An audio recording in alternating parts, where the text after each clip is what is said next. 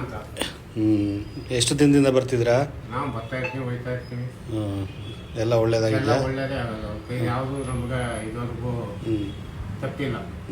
ಏನಂತೀರ ಬರೋರಿಗೆ ಒಳ್ಳೇದೇ ಅಂತ ಹೇಳಿ ನಾವು ಕಳಿಸ್ತಾ ಇದ್ದೀವಿ. ಯಾವ ಊರವ್ರು ನೀವು? ನಾವು ಪ್ರಕಾಶ್ ಕೊಳ್ಳೇಗಾಲ. ಇದೇ ಕೊಳ್ಳೇಗಾಲ. ಸರಿ ಸರ್.